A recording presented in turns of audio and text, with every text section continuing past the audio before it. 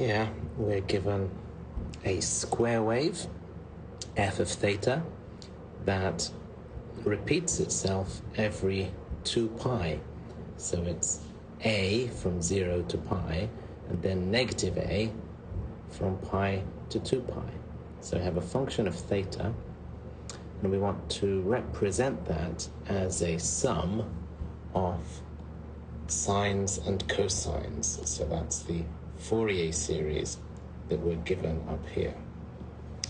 So to do that, we need to find the coefficients. And the question's actually asking for the coefficients, saying find an and bn. So those are these coefficients that are multiplied by the cosine and the sine.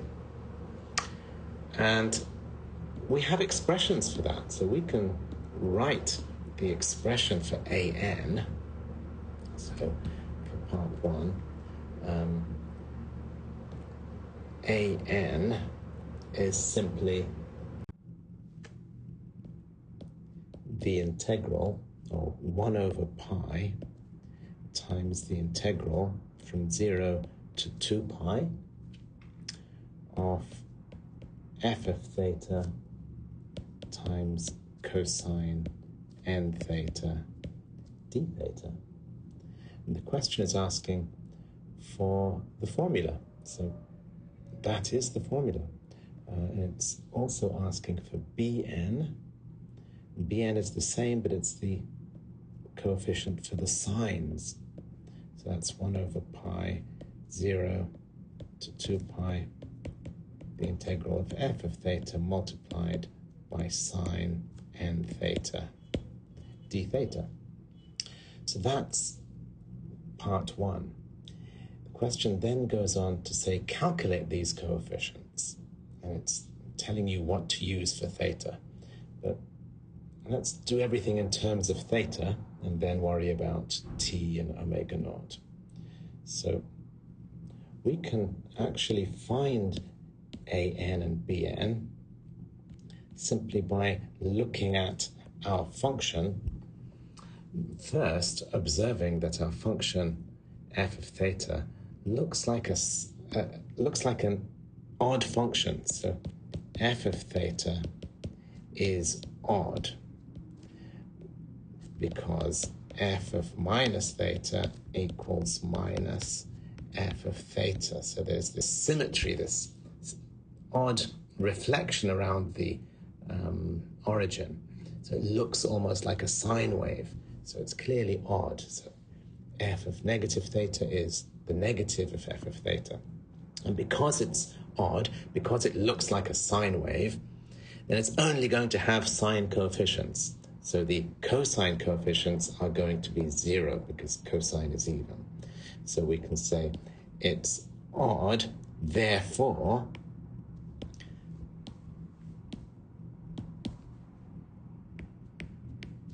all of the a coefficients are going to be 0, including a0. So we can say an is 0, and just to be really clear about it, a0 is 0, right? So that is our first finding. It did say find the coefficients, and we've found half the coefficients to be 0. Now we need to find bn, the coefficients of our sine terms. So we have the formula above.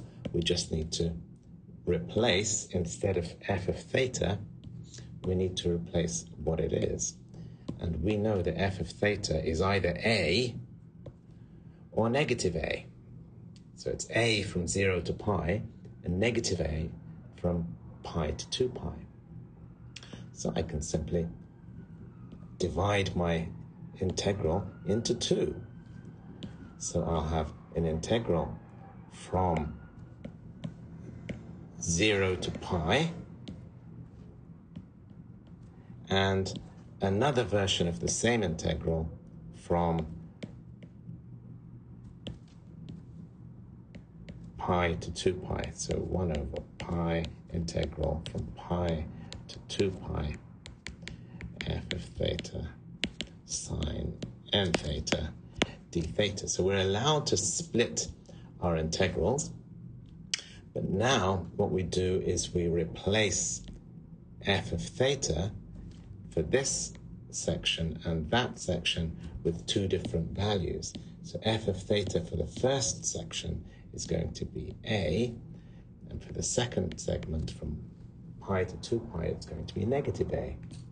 So we're now integrating 1 over pi from 0 to pi a sine n theta d theta plus 1 over pi integral from pi to 2 pi of minus a sine n theta d theta. So this is an easy integration because you're essentially just integrating a sine, and the integral of sine is negative cosine, but then you divide by the coefficient of the variable theta. So the coefficient of theta is going to be n, so we're going to divide by n. So it's 1 over pi multiplied by a multiplied by negative cosine n theta, and then you divide by n. And that's going to be between 0 and pi. And then you do that again with a negative a. So 1 over pi multiplied by negative a multiplied by the integral of sine, which is negative cosine n theta, divided by n. And once again, we need limits to be between pi and 2 pi. Now it's just a case of rewriting it in slightly more sensible form and then substituting. So I'll first rewrite it because it looks a bit messy. So I'll rewrite that as negative a over n pi. Actually, I can take a over n pi as a common factor,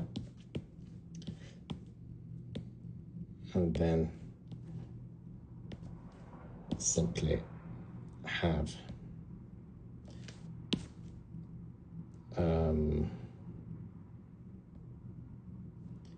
minus cosine n theta from 0 to pi. And here we've got a negative with a negative, that becomes a positive.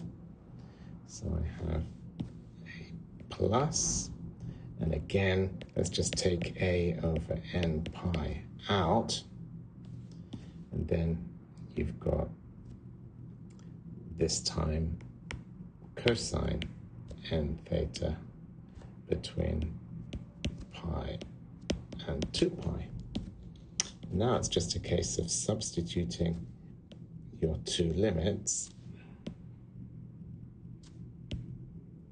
and subtracting. So now to substitute these limits, I think we need to distinguish between whether n is even or n is odd. So let's take n odd and then n even, because that will determine or it'll change the outcome. So for n odd, we've got a over n pi.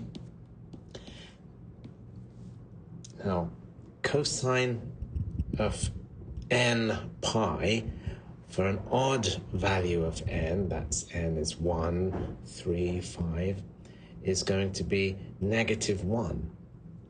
So you've got negative 1, which is positive 1.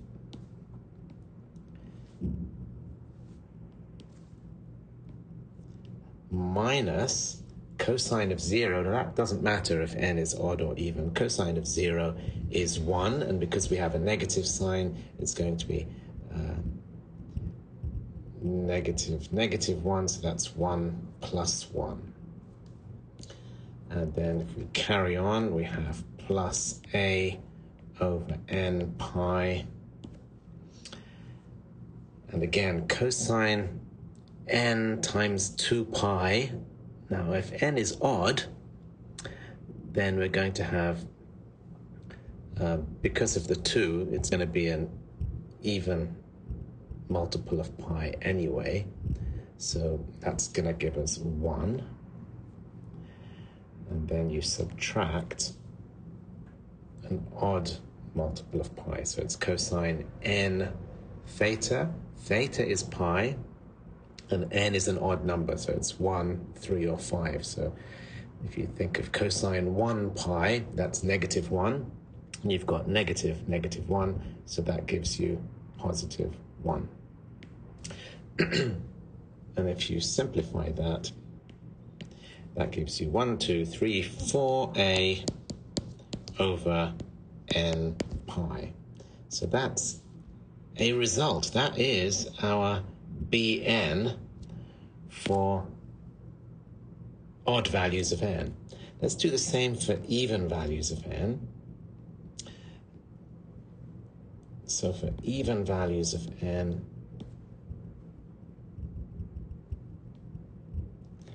it's the same a over n pi, and then you've got negative cosine n times pi. Now, if n is even, you're going to have an even multiple of pi, and that's always going to give you 1. And because of the negative sign, it's going to be negative 1. And then you need to subtract, so the negative sign, negative cosine of 0. Cosine of 0 is always going to be 1, so it's negative 1 plus 1. So that cancels out. And if we do the same for the second integral, a over n pi, you've got cosine of 2 pi times an even value, so it's going to be an even multiple of pi. That's always going to give you a 1. And then you subtract cosine n times pi, where n is even, and that's also going to give you a 1. So you essentially get 0. So Bn, basically, we can write it as Bn equals 4a over n pi for even values of n, and is 0 for odd values of n. So that is the answer for Bn, and we've already said that An is going to be 0. So we've already said the Ans are 0, so we can copy that and write that here as part of our answer, because the answer asked for the coefficients An and Bn. So I would say that is your final answer.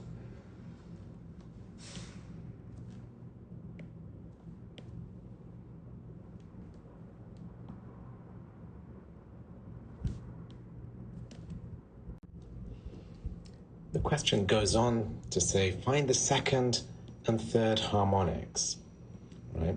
So the second harmonic is the coefficients a and b when n is 2, and the third harmonic is the coefficients when a is 3. So we know that each of these harmonics is multiplied by a sine or a cosine.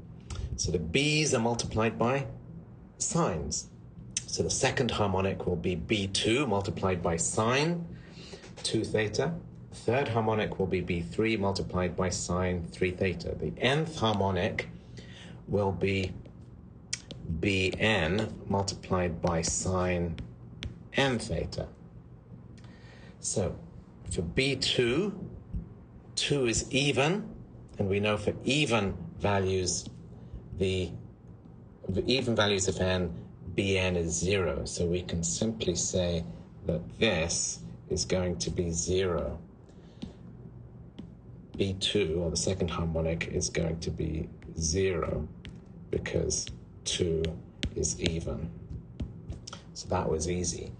The third harmonic, less straightforward. It's b3 sine 3 theta, and b is a function of n. So we can write that as 4a over n pi. So that's 4a over n pi, where n is 2. So 4a over 2 pi times sine, sorry, n is 3 theta. There. So we need to rewrite theta, and theta, we are told in the question, we can use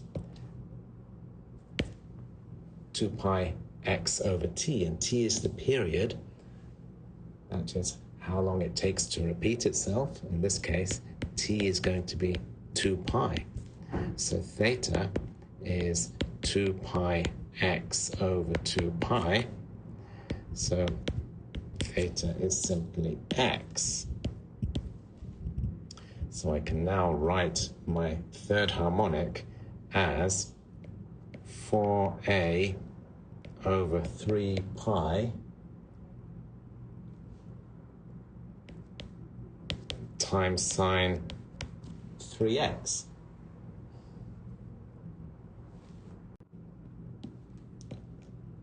And that will be my answer to this question. The question did ask for the second harmonic. The second harmonic is 0.